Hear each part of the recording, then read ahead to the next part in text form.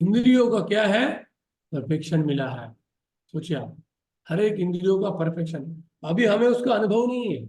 जब हमें उसका अनुभव मिलेगा ना, तो आपको बहुत मजा आएगा कि कैसे उस इंद्रिय का उपयोग होता है। योग मार्ग में उसको रोकने का बोला जाता है, लेकिन वो गलत है। उस इंद्रिय का उपयोग नहीं करना, और इसलिए पतन का चांसेस होता है। अम्बरीश महाराज राजा होके पत्नियों के साथ रह के राज कारभार संभाल के भी एकदम सेंस कंट्रोल थे, क्योंकि उनकी पूरी इंद्रिया परफेक्टेड स्टेट में भगवान हरि का सेवा करते है ना। तो यहाँ पे ये समझा। तो अभी श्लोक हो गया हमारा। हाँ, अभी इसका बाद का श्लोक लेके मैं आपको केवल 5 मिनट का ब्रेक दूंगा। ठीक है, 18वां श्लोक। रूपम भगवतो यत्तन मनः कांतम सुचापहम आपश्यन् सहसोपस्ते वैक्लव्याद्युर्मना इव। अभी क्या होता है सडन? जस्ट एक मिनट। मैं पढ़ू प्रभु? एक मिनट, जस्ट एक मिनट।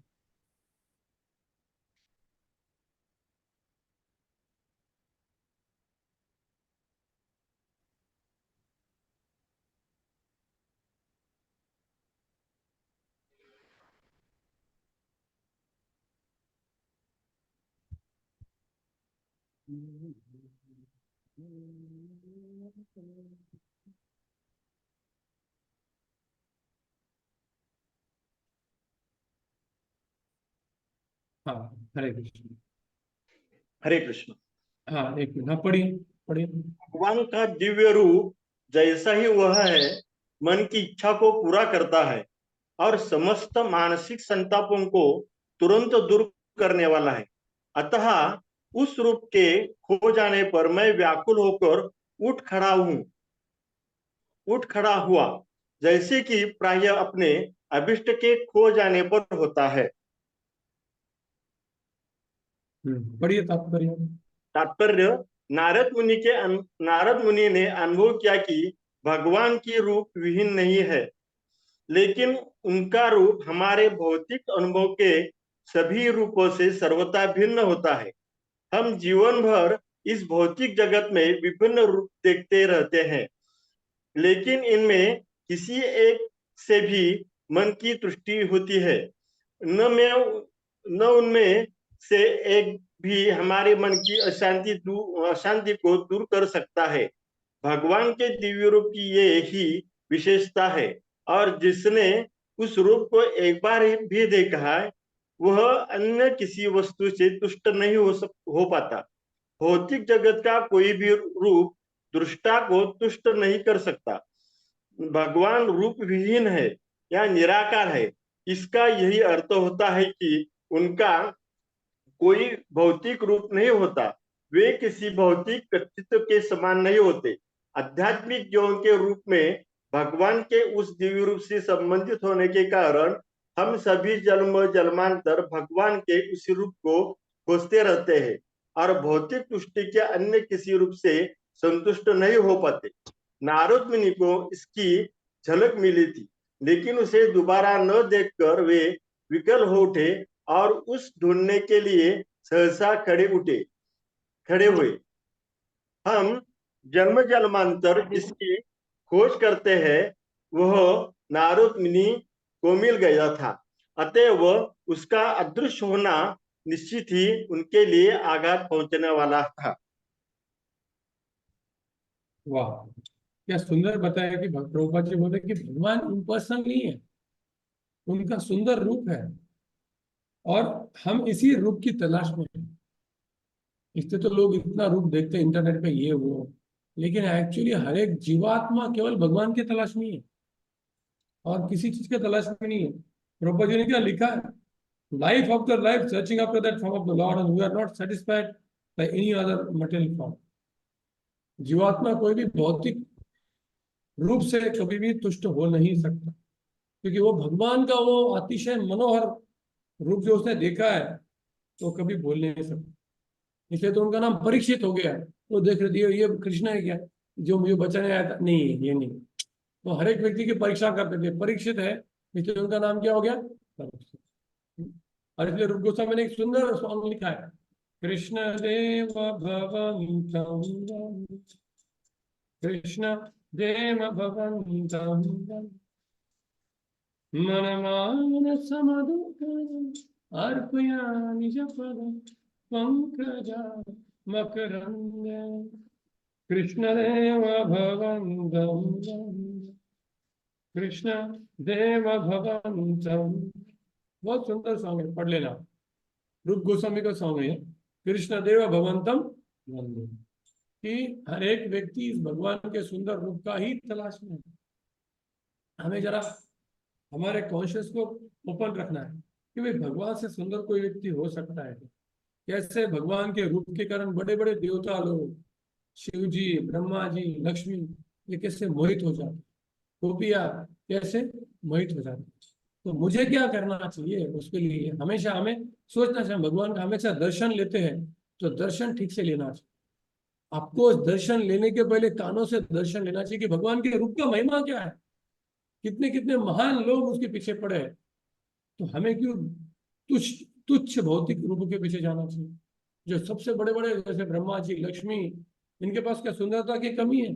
शिव जी के पास क्या स्त्रियों की कमी है? उनके हजारों 10,000 दासी है पार्वती की, लेकिन फिर भी वो भगवान के पीछे पड़े। किसके पीछे पड़े? तो ये हो गया दर्शन कानों से।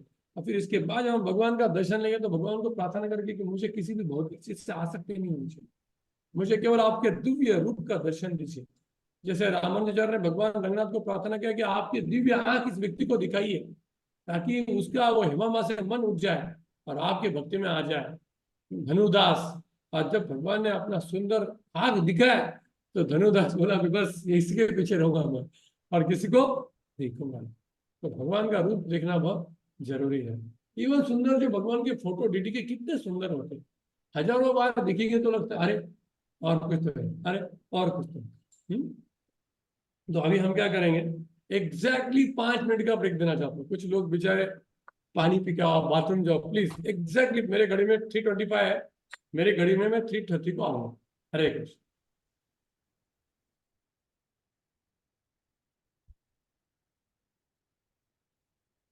अरे रूम में चिपकाना चाहिए, कितना महत्वपूर्ण है। तात्पर्य कि there is no mechanical process, ऐसी कोई भी प्रक्रिया नहीं है भौतिक प्रक्रिया कि आप भगवान को देख सकते हो। अहेतु की अप्रत्यता, केवल भगवान की कृपा और कोई भी दूसरा। प्रेमांजन छुरित भक्ति विलोचने न संत सदैव हृदयेश विलोकयन्ति यम श्याम सुंदरम चिंत्य गुणस्वरूपम गोविंदमादि पुरुषम तमहम भजामि। मैंने ऐसे बहुत सारे भागवतम क्लास की है जिसमें कोई प्रश्न पूछे प्रभु, जिससे महाराज को कोई प्रश्न पूछेगा, कोई भी गुरु स्पिरिचुअल मास्टर को, कि मैं 25 साल से चैंटिंग कर रहा हूँ, अभी यहाँ पे प्रभुपाद जी ने क्या बोला, कोई भी मैकेनिकल प्रोसेस से आप भगवान को देख नहीं सकते। अगर आप चैंटिंग को भी मैकेनिकल प्रोसेस से ले रहे हो तो आप भगवान को देख नहीं सकते। चैंटिंग मैकेनिकल प्रोसेस नहीं है। अगर हम चैंटिंग मैकेनिकली करते तो हम थक जाते हैं। क्या होता है, हम थक जाते हैं। 16 माला के बाद हमारे वॉइस सेंटर में, स्टूडेंट सेंटर था जब मैं जाता था 2010 में, तो फर्स्ट ईयर के बच्चे चैंटिंग करेंगे 16 माला, उसके बाद तुरंत सो जाते थे। बोला अरे तुम सो क्यों रहे चैंटिंग के बाद? बोले बहुत थक रहे, बहुत माइंड में प्रॉब्लम होता है। क्योंकि वो जो 16 माला कर रहे तो उसको मेंटल फ्रिक्शन हो रहा है, इससे मेंटल स्ट्रेस बॉडीली स्ट्रेस से ज्यादा ही तो उसको हो जाते हैं। हाँ 16 माला हो गया, मतलब कितना स्ट्रगल है। उल्टा 16 माला के बाद और लगना चाहिए मेरे को और माला करना है। हरे कृष्णा कृष्णा कृष्णा हरे हरे, हरे राम हरे राम राम राम। राम राम हरे हरे। बोलना आसान है, करना इतना आसान है। अभी एकादशी के दिन में माला करा था, 16 माला कैसे तो स्ट्रगल के साथ हुआ। 64 माला राधे श्याम ने बोला और करना था कि थोड़ा हरिदास ठाकुर के बारे में सीसी से पढ़ा, ये पढ़ा, नाम का महिमा, लेकिन फिर भी नींद आ रहा है, ये हो रहा है, माइंड परेशान कर रहा है। 32 माला हो गई। फिर 32 के माला के बाद तो ऐसा लग रहा है कि मैं पानी में ऐसा आराम से चल रहा हूँ। हरे कृष्ण कृष्ण कृष्ण हरे हरे, हरे राम धन्य हरे। माला छोड़ने का इच्छा नहीं हो रहा था, ब्रेक लेने का इच्छा नहीं हो रहा था, क्योंकि फ्रिक्शन खत्म हो गया ना। ऐसा आदमी स्टार्टिंग में वो स्ट्रगल आता है, चैंटिंग आपको करने नहीं देंगे लोग। माया भी बोलेंगे मत कर, छोड़, ये एक बार आप क्रॉस कर दिया ना आप में से कितने लोगों को अनुभव है कि ऐसा लगता है कि बस अभी रुकना ही नहीं, टॉयलेट में जाने के बाद भी मुंह से चैंटिंग ही कर रहा था, माला छोड़ दिया। तो इसलिए वेट करना है। वन हमें टेस्ट करेगा, मटेरियल वर्ल्ड पे हमें टेस्ट करेगा। इसलिए 64 माला करना ज्यादा आसान है 16 से, क्योंकि 16 माला में माइंड बहुत परेशान करता है। लेकिन 64 में एक बार 32 क्रॉस किया तो ऐसा केक खाने जैसा खड़ खड़ खड़ खड़ खड़ बस पायस पीरियड, क्योंकि वो उस प्लेटफॉर्म पे आने के बाद कोई आपको टच नहीं करता। तो हिज होलिनेस भक्ति भगत महाराज बोलते कि 16 माला करने से 64 माला आसान है। उनका जो नामाश्रय जपाश्रय सेमिनार में उसको मराठी भाषा में अनुवाद करना, तो महाराज बोले आप अनुवाद करके आप लेक्चर दो, क्योंकि बहुत सारे लोगों को इंग्लिश में समझता नहीं है। जब आश्रय सेमिनार है ना, मैंने 2-3 बार अटेंड किया हूँ। तो देखना आप लोग, इनिशियली बहुत स्ट्रगल होता है। इवन कभी कभी 16 माला में भी हमें इनिशियली बहुत स्ट्रगल होता है। तो मैं फिर खड़े होकर चैंटिंग करता हूँ, जोर जोर से चिल्लाता हूँ। फिर जब माइंड थोड़ा ठीक होता है फिर एकदम 16 माला बढ़िया हो जाता है। फिर ये तो कभी कभी बैठेंगे तो नींद आएगा, विचार आता है, बॉडी तकलीफ कर रहा है, ऐसा हजार चीजें, बोला चैंटिंग के समय हजार चीजें आ रही। अभी आने तो मैं भी छोड़ूंगा नहीं कि चल के चैंटिंग हरे कृष्ण कृष्ण कृष्ण हरे हरे, हरे राम राम राम, ऐसा पूरा 1-2 माला जोर से करने के बाद माइंड चुपचाप बोलता है जो आप बोलेंगे हम करें। फिर आप बैठ के देखिए फिर आपका कैसे माला होता है। अगर अपने माइंड को छोड़ दिया आपको सुला देगा, नींद आएगी, माइंड भटकेगा, फिर माला खोलेंगे नहीं।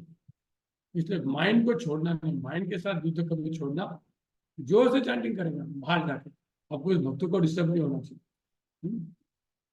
मैकेनिकल प्रोसेस से हो नहीं सकता, बट प्रयास करना है, प्रयास करके भगवान पे डिपेंड रहना है, भगवान को पुकारना है।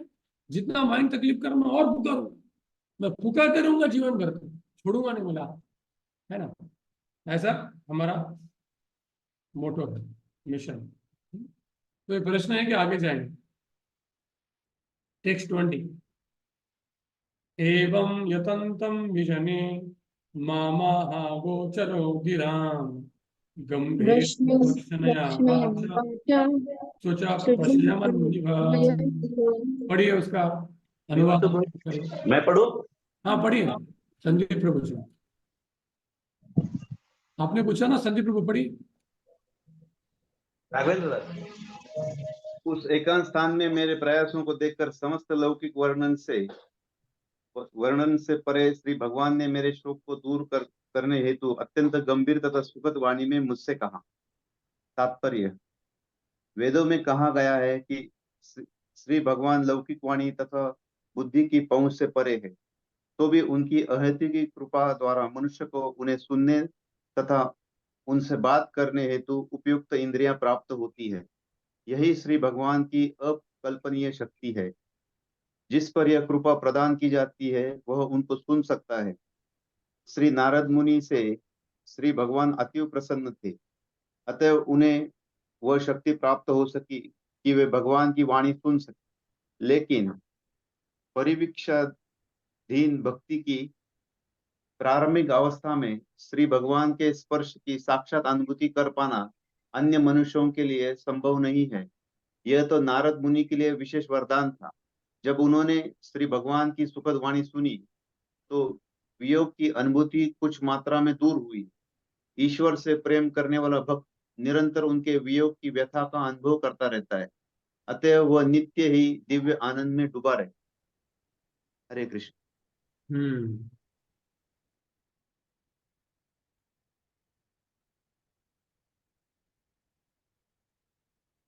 तो प्रभुपाद जी बोलते हैं यहाँ पे कि क्योंकि नारद मुनि पे भगवान खुश थे, इसलिए उनको उन्होंने वाणी के द्वारा टच किया। ऐसे स्टार्टिंग में ये पॉसिबल होता नहीं, और भगवान ने वाणी के द्वारा टच किया कि क्यों किया कि भगवान उनका जो भगवान का विरह उसको और बढ़ाना चाहते थे, इसलिए उन्होंने दर्शन बंद कर दिया ताकि उनकी भक्ति और तीव्र हो जाए।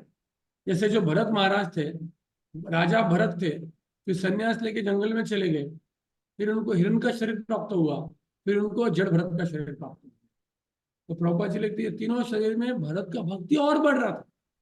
जब भक्त हिरण बन गए थे भरत महाराज, तो जब वो हिरण के शरीर में थे तब वो ज्यादा एडवांस हो गए थे। भले उनका शरीर हिरण का था, लेकिन भक्ति में वो राजा भरत से भी ज्यादा आगे थे। तो इसलिए नेहा विक्रम नाशोची, भक्ति का कभी लय नहीं होता, वो बढ़ते ही जाती है। कौन से भी शरीर में होगी भक्ति क्या होगी।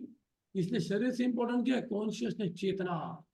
क्योंकि हिरण भरत ज्यादा एडवांस थे, राजा भरत, और हिरण भरत से ज्यादा एडवांस कौन थे, जड़ भरत। तो यहाँ पे भगवान ने उनको केवल साउंड दिया, वाणी दी, और अपने रूप को रोक लिया ताकि उनको और भक्ति बढ़े और फ्यूचर में वो और आगे जाए। भगवान उनको और ऊंचे लेवल पे लेके जाना चाहते। इसलिए ऐसा नहीं कि भगवान क्रूएल है, भगवान निष्ठुर, ऐसा नहीं है, निष्ठुर नहीं है। अभी नेक्स्ट श्लोक का बहुत सुंदर है, इसमें बहुत सारा प्रैक्टिकल चीज प्रॉपर डिस्कस करें। अंतास्मि जन्म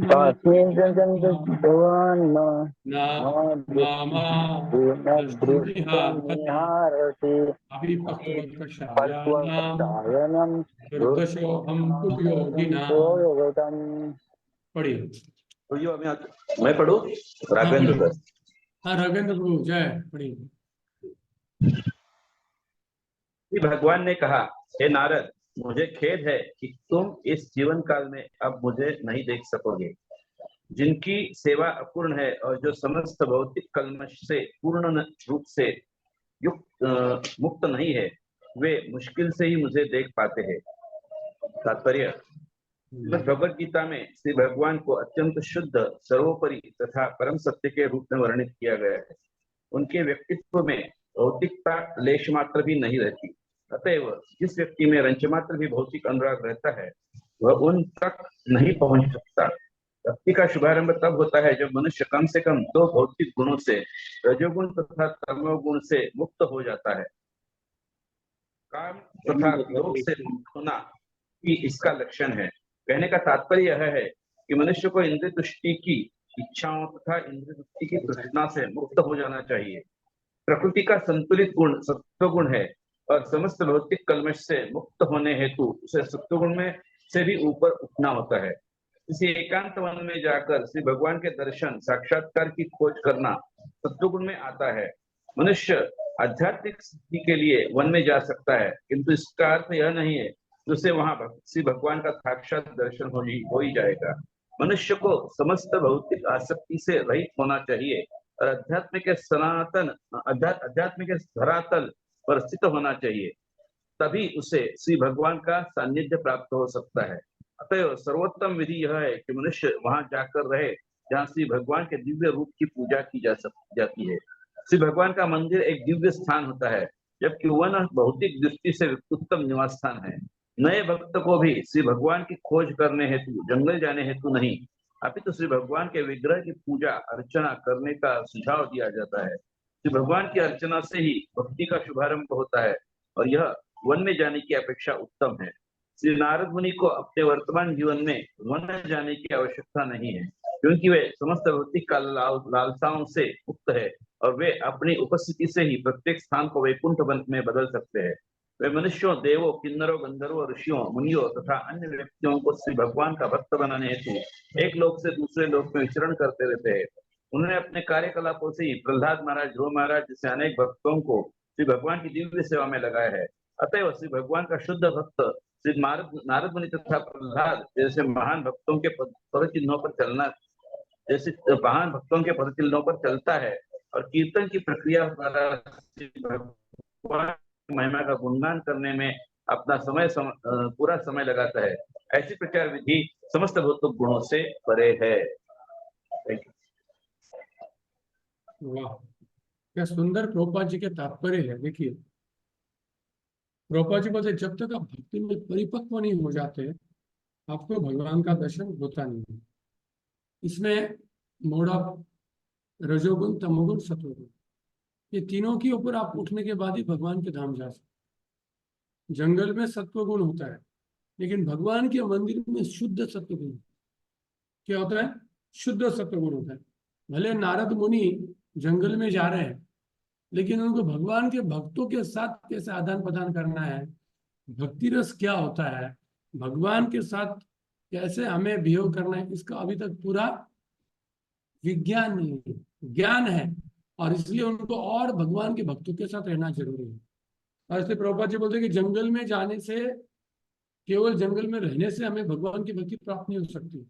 भगवान की भक्ति केवल हमें भगवान के भक्तों के साथ रहने से प्राप्त हो सकती है, और उनके साथ शास्त्र का अध्ययन करके भगवान के बारे में और जान के हमें हो सकते हैं।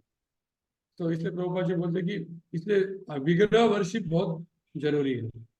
नारद मुनि ने अभी तक विग्रह का वर्शिप नहीं किया, यस ट्रैवलिंग किया है, लेकिन जैसे अम्बरीश महाराज है, राज्य में रह के भी उनको भगवान की ज्यादा अनुभूति है, क्योंकि भगवान के भक्तों के साथ रह रहे हैं और नौविधा भक्ति की प्रोसेस में वो इंगेज है। कभी कभी हमें लगता होगा कि भाई हमारे ड्यूटी पूरा मंदिर में रह रहे हैं, बड़े बड़े मंदिर है, प्रसाद खा रहे हैं, ये सब क्या है, भौतिक चीजें है। और कोई एक ऐसा ऋषि साधु रहता है दूसरे संप्रदाय का, वो कितना भगड़े कपड़े डालता है, पैदल चलता है, चप्पल नहीं डालता है, ये करता है, वो ठीक है, वो भी ऑथेंटिटी ठीक है, मैं मना नहीं कर रहा, लेकिन कोई ऐसा तपस्या कर रहा है मतलब वो भगवान का भक्त है, ऐसा गारंटी हम दे नहीं सकते। ऐसा गारंटी जैसे सडनली देखिए कोई भक्त है जिसे जंगल में प्रैक्टिस किया है, शास्त्र पढ़ा है, और उसको वृंदावन में चला गया, अभी वृंदावन में देख रहा है गोपी अच्छा अच्छे सुंदर कपड़े पहन रहे, हाँ, और कृष्ण के दर्शन के लिए जा रहा है, बोले ये क्या है, ये तो भोगवादी है।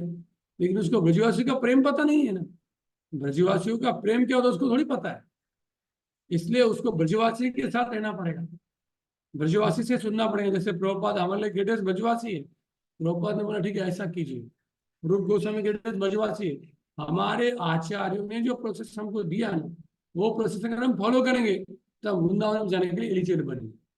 तो इसलिए यहाँ पे प्रभुपाद जी ने इतना सुंदर तात्पर्य लिखा है कि कभी कभी ऐसी टेंडेंसी आ सकती है कि हमें जंगल में रहना है, ये करना है। जंगल में भी अगर आप भगवान के भक्तों के साथ रहेंगे, आपको उनके भक्ति करने का चांस मिला है तो ठीक है।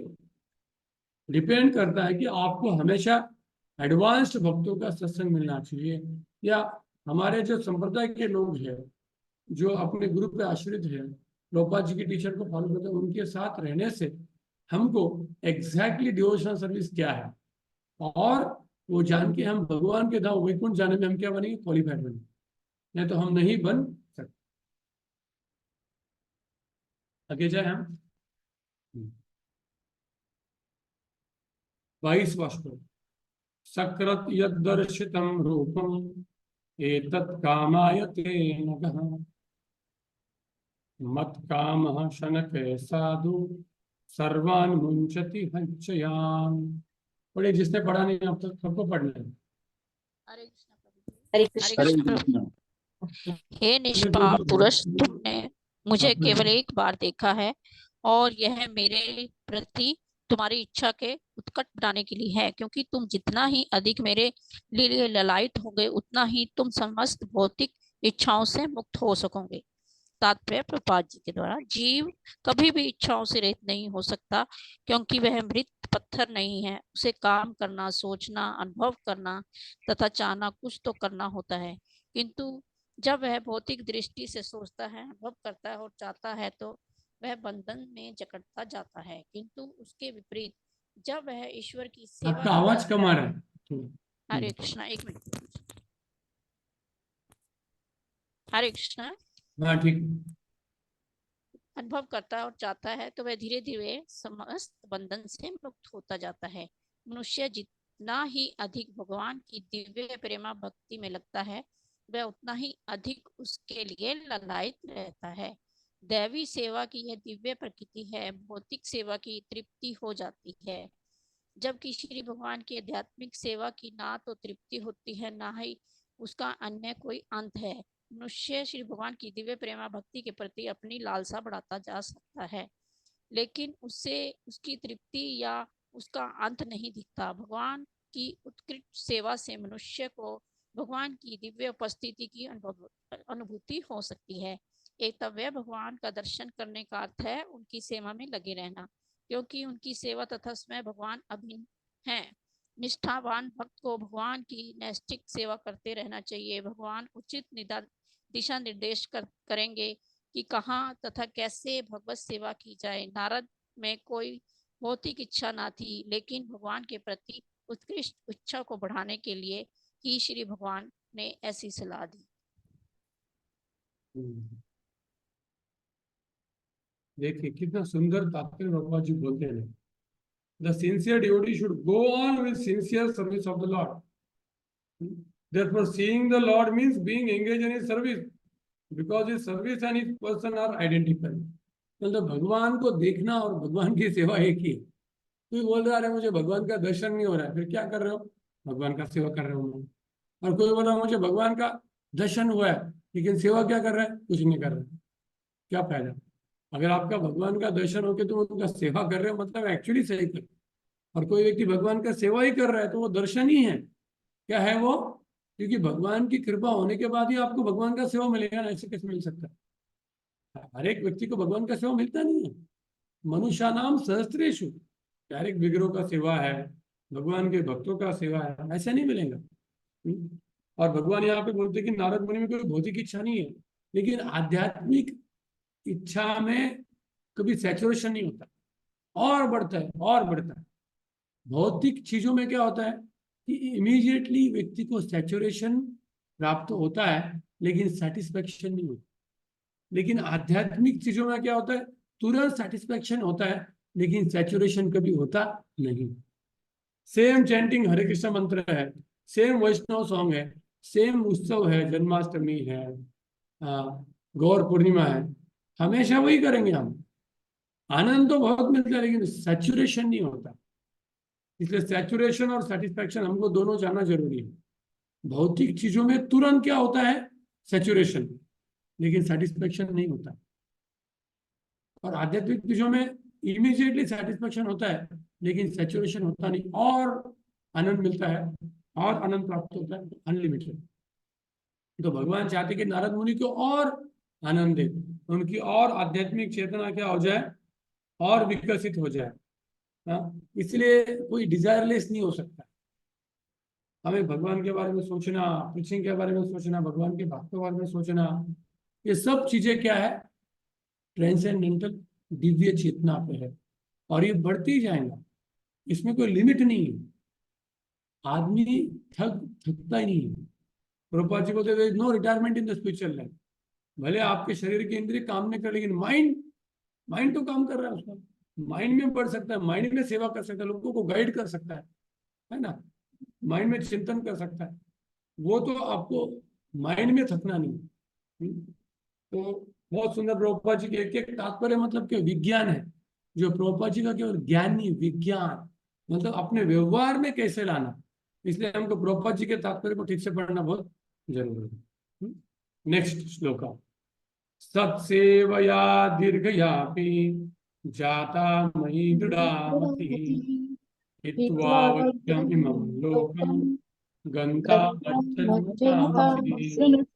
बड़े कोई भक्त जिसने पढ़ा नहीं, कुछ काल तक ही सही परम सत्य की सेवा करने से भक्त मुझ में दृढ़, आप ये हो गया, म्यूट हो गया, अटल बुद्धि प्राप्त करता है। फलस्वरूप वह इस शोचनीय भौतिक जगत को त्यागने के बाद दिव्य जगत में मेरा माता जी आपका म्यूट हो रहा है, उनका बार बार म्यूट हो रहा है। पार्षद बनता है। तात्पर्य, परम सत्य की सेवा करने का अर्थ है प्रामाणिक आध्यात्मिक गुरु के मार्गदर्शन में परम भगवान की सेवा करना, जो भगवान तथा नव दीक्षित भक्त के बीच एक पारदर्शी मध्य का काम करते हैं। नव दीक्षित भक्त में अपनी वर्तमान अपूर्ण भौतिक इंद्रियों के बल पर भगवान के परम व्यक्तित्व तक पहुंचने की शक्ति नहीं होती। अतः आध्यात्मिक गुरु के निर्देशन में उसे भगवान की दिव्य सेवा का प्रशिक्षण दिया जाता है। इस तरह के प्रशिक्षण से भले ही वह कुछ दिनों का ही क्यों न हो, नव दीक्षित भक्त को ऐसी दिव्य सेवा की बुद्धि प्राप्त हो जाती है जिससे वह अंततः भौतिक लोक में निरंतर वास करने से मुक्त हो जाता है और आध्यात्मिक विश्व तक उन्नत होकर भगवान का मुक्त पार्षद बनता है। देखिए कितना महत्वपूर्ण तात्पर्य। और एक बात, क्योंकि हमें लग सकता है इमोशनली अभी मैं भगवान की सेवा करूंगा वृंदावन में, अरे बट तुम्हें सेवा करनी पता है क्या? भगवान का मूड क्या है, उनकी सेवा क्या है, उसका प्रशिक्षण जरूरी है। या तो हम सेवा नहीं, उल्टा गड़बड़ करके बैठेंगे। हाँ, तो इसलिए आध्यात्मिक गुरु को पता है, क्योंकि वहीं पे रहते हो, और इसलिए हमें उनके अंदर मार्गदर्शन लेने से समझेगा कि भगवान का सेवा कैसा करना, भगवान का सेवा कैसा करना है। इसलिए जस्ट इमोशन से काम नहीं करेंगे, आपको प्रशिक्षण भी लेना पड़ेगा। जैसे कोई डिवोटी है, अभी वो एक दूसरा डिवोटी बीमार हो गया और उसको इतना प्रेम है, मैं तुमको ठीक करता हूँ, तुम्हारा ऑपरेशन करता हूँ। अरे बट आपको उसका प्रशिक्षण नहीं, आपने उसका ऑपरेशन किया तो उसका मृत्यु हो जाएगा। तो इसलिए आपको भगवान के प्रति प्रेम है, लेकिन भगवान का सेवा कैसा करना उसका प्रशिक्षण आपको लेना पड़ेगा। और इसलिए तद्विधि प्रणिपात है ना परिप्रश्न सेवया उपदेक्षन्ति ते ज्ञानम ज्ञानिनः तत्वदर्शिनः। इवन आध्यात्मिक जगत में जाने के बाद ऐसा नहीं कि गुरु का त्याग करना है, नहीं, वहां पे भी आपको गुरु के मार्गदर्शन के अंडर ही भगवान का सेवा करना है। और जितने भी गौड़ीय वैष्णव हमेशा किसके अंडर रहेंगे? रूप गोस्वामी के अंडर, रूप मंजरी, उनके अंडर हमेशा। नेक्स्ट 24वां श्लोक, मतिर्मयी। और इसमें और एक इंपॉर्टेंट पॉइंट क्या था कि भगवान बोलते कि आप सत्सेवया दीर्घ, मतलब दीर्घ काल तक मेरे शुद्ध भक्तों के मार्गदर्शन के अंडर मेरा सेवा, तब जाके आप मेरी सेवा करने के लिए क्वालिफाइड बनो। ये बहुत इंपॉर्टेंट पॉइंट है। 24वां श्लोक, मतिर्मयि निबध्येयं न विपद्येत कर्हिचि निरोधोपि स्मृत्या मदनुग्रहा। शांतिपुर आचार्य प्रभु पढ़िए, आपने पढ़ा नहीं? मेरी भक्ति में लगी हुई बुद्धि कभी भी विच्छिन्न नहीं होती, यहाँ तक कि सृष्टि काल के साथ ही साथ संहार के समय भी मेरे अनुग्रह से तुम्हारी सृष्टि स्मृति बनी रहेगी। तात्पर्य, भगवान के प्रति की गई भक्ति कभी व्यर्थ नहीं हो जाती, क्योंकि भगवान शाश्वत है। अतः वे उनकी सेवा में लगाई गई बुद्धि या उनके प्रति किया गया कोई भी कार्य स्थायी होता है। भगवत गीता में कहा गया है कि भगवान के प्रति की गई ऐसी दिव्य सेवा जन्म जन्मांतर तक संचित होती जाती है, और जब भक्त पूर्ण रूप से परिपक्व हो जाता है तो उसकी सारी सेवा को समाकलित कर देने पर वह भगवान के सानिध्य में जाने योग्य हो जाता है। भगवान की ऐसी संचित सेवा कभी विनिष्ट नहीं होती, अपितु पूर्णता परिपक्व होने तक बढ़ती ही जाती है। वाह, क्या सुंदर तात्पर्य प्रभुपाद जी ने लिखा है कि नेहा विक्रम नाशोस्ति प्रत्यवायो न मिध्यते।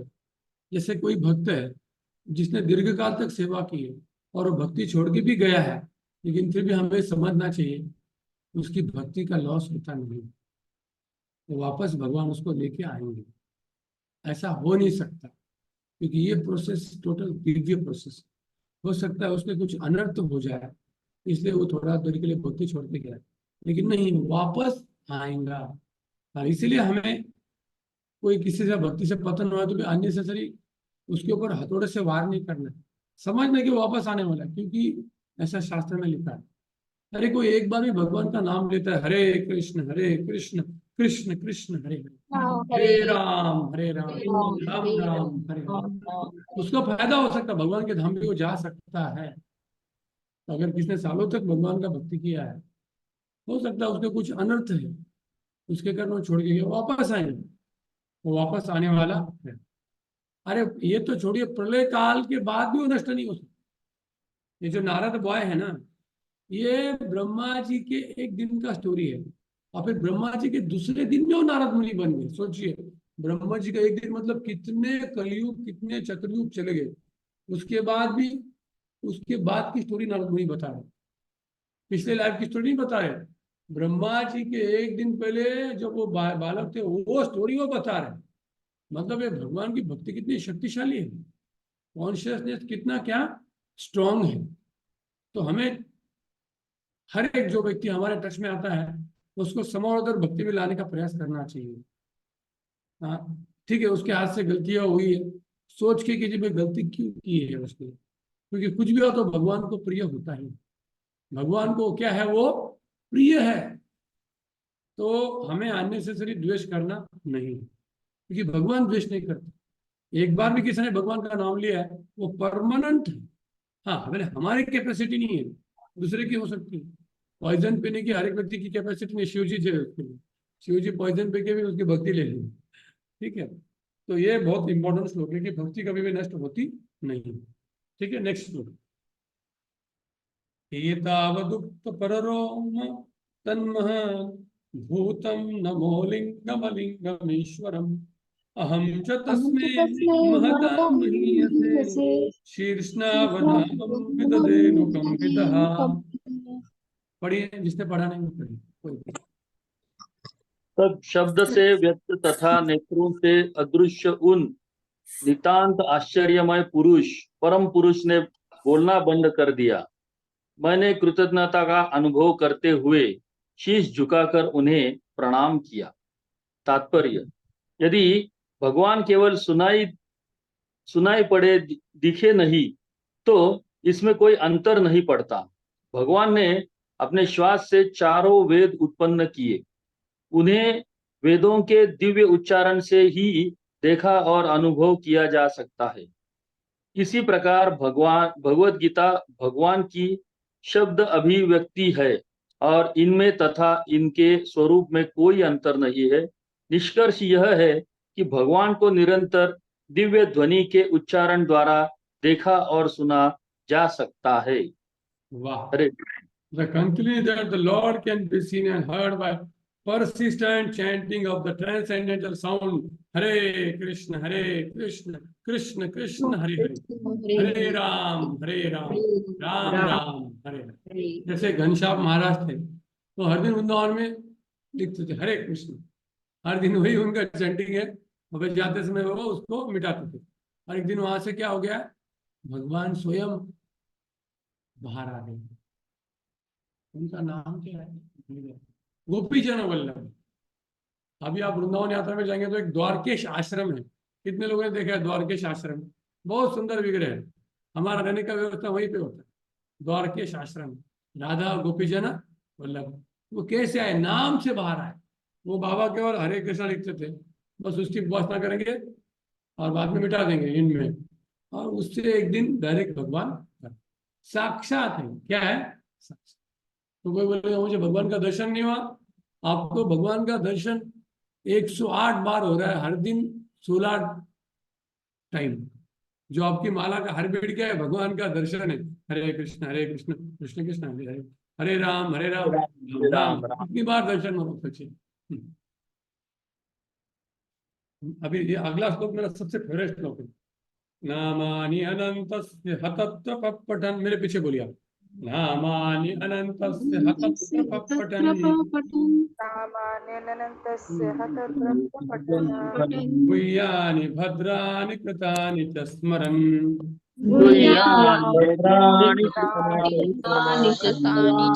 ग्राम पर्यटस्तुष्टमनागतस्पृहा, कालं प्रतीक्षन् विमदो विमत्सरः।